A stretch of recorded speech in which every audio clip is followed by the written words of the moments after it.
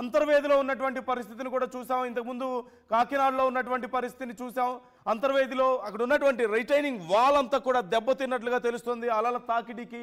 So ఇప్పుడే ఇలా ఉందంటే ఇక మధ్యాహ్నానికి పరిస్థితి ఎలా ఉంటుంది, సాయంత్రానికి పూర్తిగా ఇక తీవ్ర రూపం దాల్చబోతున్నటువంటి తుఫాన్ ప్రభావం ఇంకెలా ఉంటుందనేది ఒక్కసారి అర్థం చేసుకోండి. పరిస్థితి తీరం దాటే సమయంలో ఎంత భయంకరంగా ఉండబోతుంది ఎఫెక్ట్ అనడానికి ఇది ఒక శాంపిల్ మాత్రమే.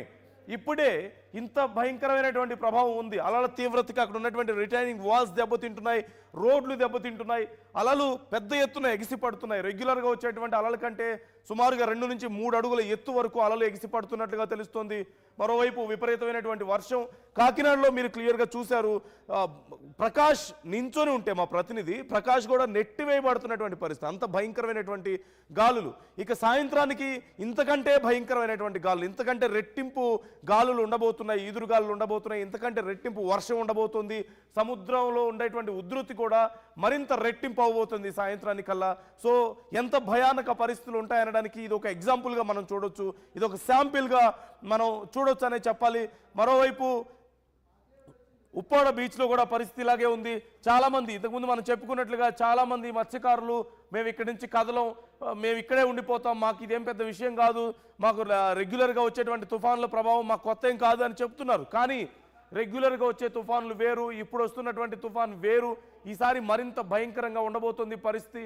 కాబట్టి ఎవరైనా సరే కొంత నెగ్లిజెన్స్తో అక్కడే ఉన్నట్లయితే దూర ప్రాంతాలకు వెళ్ళండి, సేఫ్ ప్లేసెస్కి వెళ్ళండి. ప్రభుత్వం ఏర్పాటు చేసినటువంటి పునరావాస కేంద్రాల్లో తలదాచుకోవడం చాలా బెటర్. రానున్నటువంటి 3 రోజుల పాటు ఇదేదో ఒక గంట 2 గంటల్లోనో ఒక పూటలో అయిపోయేది కాదు. 3 రోజుల పాటు సుమారుగా 4 రోజుల పాటు కూడా దీని ఎఫెక్ట్ ఉండబోతుంది. ఇంతకుముందు నేను మీకు చూపించే ప్రయత్నం చేశాను మ్యాప్లో పరిస్థితి ఎలా ఉంది అనేది. పూర్తిగా ఆంధ్రప్రదేశ్ని కమ్మేయబోతోంది మోంతా తుఫాన్. తన ఉగ్ర రూపాన్ని ఆంధ్రప్రదేశ్ మీద చూపించబోతోంది. ముఖ్యంగా చాలా అలర్ట్గా ఉండాల్సినటువంటి విషయాలు కొన్ని ఉన్నాయి. మీ ఏరియాలో పవర్ సప్లై కట్ అయ్యే అవకాశాలు ఉన్నాయి. అంటే ఎలక్ట్రిక్ పోల్స్ పడిపోవడం వల్ల కానీ, చెట్లు ఎలక్ట్రిసిటీ వైర్స్ మీద పడడం వల్ల కానీ, వీటి విపరీతమైనటువంటి ఈదురుగాల వల్ల కానీ ఎలక్ట్రిసిటీ పోయేటువంటి అవకాశం ఉంటుంది. సో అలాంటి విషయాల్లో ముందే జాగ్రత్తగా ఉండండి. అండ్ డ్రింకింగ్ వాటర్ని రెడీగా పెట్టుకోండి. కొన్ని ఏరియాల్లో మనందరికీ తెలిసిందే మున్సిపల్ వాటర్ వస్తే తప్పితే డ్రింకింగ్ వాటర్ ఉండని సందర్భాలు మనం చూస్తున్నాం. అలాంటి సందర్భాల్లో ఒక్కొక్కసారి వాటికి అంతరాయం కలిగేటువంటి అవకాశాలు ఉంటాయి. మీరు బయటికి వెళ్ళడానికి అవకాశం ఉండకపోవచ్చు సాయంత్రం నుంచి. సో మీకు కావాల్సిన వస్తువులన్నీ ముందే తెచ్చి పెట్టుకోండి జాగ్రత్తగా. బయటికి వెళ్ళేటువంటి అవకాశం ఉండదు. మీకు అత్యవసరం అయితే కూడా బయటికి రావద్దు. ఇక తప్పనిసరి పరిస్థితి అనుకుంటేనే సాయంత్రం మధ్యాహ్నం నుంచి బయటకు వచ్చే ప్రయత్నం చేయండి. లేదంటే బయటికి అసలు ఎవ్వరూ రావాల్సిన అవసరం లేదు. వస్తే నష్టపోతారు, జాగ్రత్తగా ఉండండి అంటూ అధికారులు ఇప్పటికే సూచిస్తున్నారు. ముఖ్యంగా తీర ప్రాంతం వెంబడి ఉన్నటువంటి ప్రజలు చాలామంది చాలా వల్నరబుల్ సిచ్యువేషన్స్ ఉన్నటువంటి ప్రాంతాలన్నింటినీ కూడా సేఫ్ గార్డ్ చేస్తున్నారు అధికారులందరూ కూడా. వాళ్ళందరినీ ఇప్పటికే పునరావాస కేంద్రాలకు తరలిస్తున్నారు. ఒకవేళ మీరు సముద్రం పక్కనే ఉన్నారా, నదులకు పక్కనే ఉన్నారా, మీరు వెంటనే పునరావాస కేంద్రాలకు లేదంటే ఏదైనా సేఫ్ ప్లేస్కి వెళ్ళడం బెటర్. అక్కడే ఉన్నట్లయితే మరింత నష్టపోయేటువంటి అవకాశం ఉంటుంది. ఇక ఇటు వైజాగ్లో పరిస్థితి మనం చూస్తున్నాం ఎలా ఉండబోతుంది అనేది.